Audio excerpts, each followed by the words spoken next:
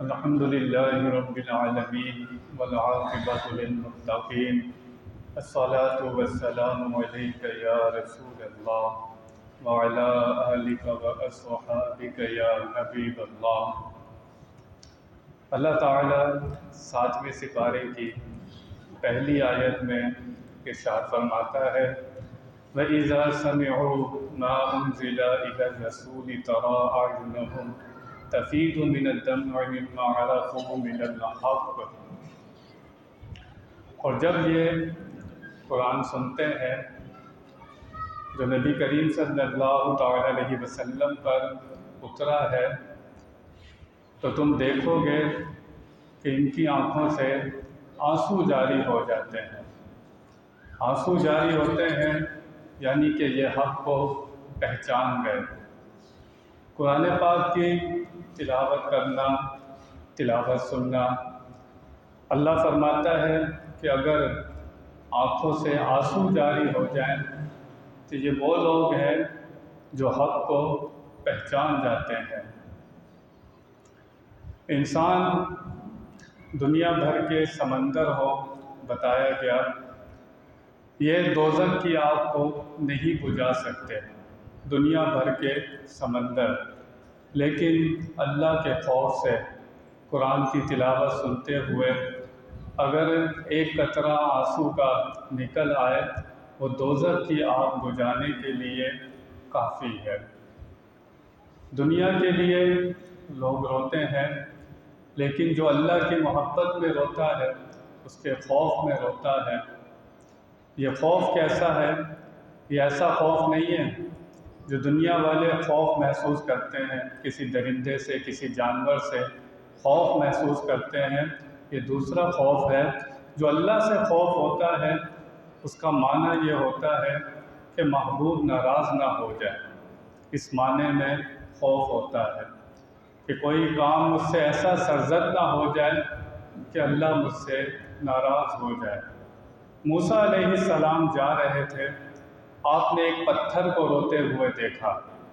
پتھر بہت زور سے رو رہا تھا۔ موسیٰ علیہ السلام نے پتھر سے پوچھا کہ پتھر تو کیوں رو رہا ہے؟ اس پتھر نے کہا میں نے سنا ہے کہ جہنم کا ایندھن ہوں گے انسان اور پتھر، اور میں چاہتا ہوں کہ اللہ تعالیٰ میرا شمار ان پتھروں میں نہ کرے جو جہنم کا ایندھن بنیں گے۔ موسیٰ علیہ السلام نے اس پتھر کو کہا کہ ہم اللہ تعالیٰ سے تیری سفارش کریں گے۔ موسیٰ علیہ السلام نے اللہ سے اس پتھر کی سفارش کی۔ اللہ نے فرمایا موسیٰ علیہ السلام اس پتھر کو خوشخبری دے دو کہ ہم اس کو جہنم کا ایندھن نہیں بنائیں گے۔ وہ پتھر خاموش ہو گیا۔ تھوڑے دن کے بعد موسیٰ علیہ السلام کا پھر وہاں سے گزر ہوا، دیکھا پتھر پھر رو رہا ہے۔ موسیٰ علیہ السلام نے اس سے کہا کہ ہم نے تو تیری سفارش کر دی تھی، اب کیوں رو رہا ہے؟ اس پتھر نے کہا موسیٰ علیہ السلام اس رونے نے تو کام بنایا تھا، میں رونا کیوں چھوڑ دوں؟ دنیا کے اندر پانی چلتا ہے تو سبزہ اگتا ہے، اگر کسی کی آنکھوں میں پانی چلے تو وہاں پر اللہ کی رحمت اترتی ہے۔ سورۃ الانعام کی آیت نمبر 50 جو ہمارے مخالفین ہیں یہ آیت بہت زیادہ پڑھتے ہیں۔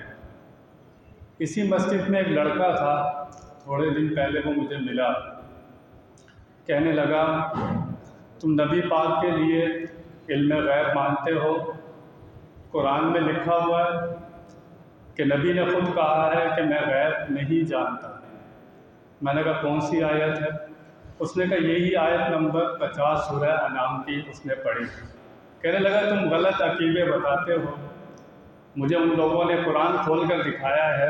اس آیت میں اللہ فرماتا ہے قُلْ لَا أَقُولُ لَكُمْ عِندِي خَزَائِنُ اللَّهِ، اے محبوب آپ فرما دیجئے کہ میرے پاس کوئی غیب کے خزانے نہیں ہیں، میرے پاس غیب کے خزانے نہیں ہیں۔ وَلَا أَعْلَمُ الْغَيْبَ، اور میں غیب نہیں جانتا۔ وَلَا أَقُولُ لَكُمْ إِنِّي مَلَكٌ، اور نہ میں کوئی فرشتہ ہوں۔ اس نے یہ آیت پڑھی، قرآن میں موجود ہے، لیکن میں نے اس سے کہا کہ یہ بتاؤ اس کا شان نزول کیا ہے، تفسیریں اٹھاؤ، اس میں دیکھو کہ نبی پاک نے یہ خطاب کس سے کیا ہے۔ خطاب ہے کافروں سے۔ خطاب کس سے ہے؟ کافروں سے۔ کافر کہتے تھے کہ اگر آپ اللہ کے رسول ہیں تو ہمیں خزانے دیں، مال و دولت دیں، یہ کافر کہا کرتے تھے۔ اگر آپ اللہ کے رسول ہیں تو ہمیں مال و دولت دیں، یا تو پھر ہمیں غیب کی خبریں بتائیں، ہم کاروبار کرتے ہیں، کون سے کاروبار میں کتنا نفع ہوگا، فائدہ ہوگا، آپ ہمیں غیب کی خبریں بتائیں۔ اور اگر آپ اللہ کے رسول ہیں تو آپ کھاتے پیتے کیوں ہیں، آپ نے شادی کیوں کی ہے؟ یہ 3 اعتراض کفار نے کیے تھے، تو اللہ نے فرمایا اے حبیب آپ ان سے فرما دیں کہ میرے پاس غیب کے خزانے نہیں ہیں، نہ میں غیب جانتا ہوں، نہ میں کوئی فرشتہ ہوں۔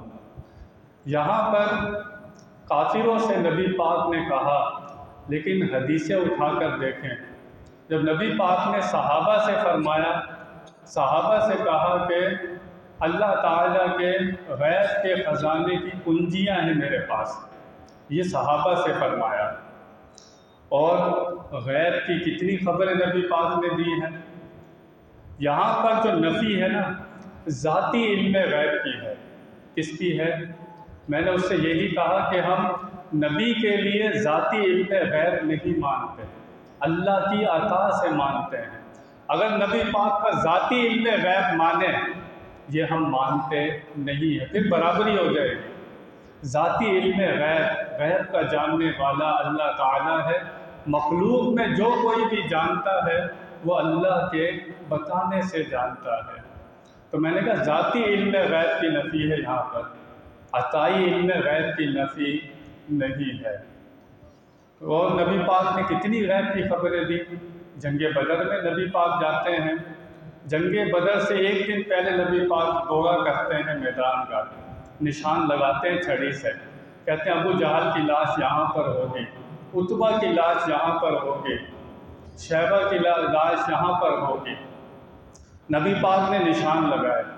دوسرے دن جنگ ہوتی ہے، اسی مقام کے اوپر جہاں نشان لگائے تھے وہیں پر لاش موجود تھی۔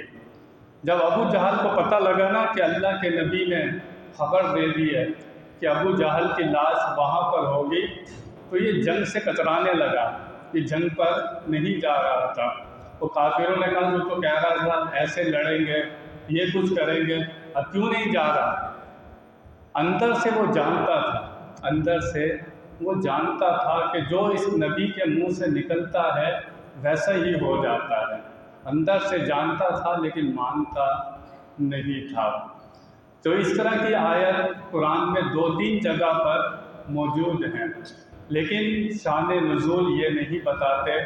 اسی طرح بھولے بھالے سنیوں کو پکڑ لیتے ہیں، یہ قرآن دکھاتے ہیں ان کو، کہتے ہیں دیکھو سنی نبی کے لیے علم غیب مانتے ہیں، اور نبی تو خود کہہ رہے کہ میں غیب نہیں جانتا، آگے اس کو تفصیل بتاتے نہیں ہیں۔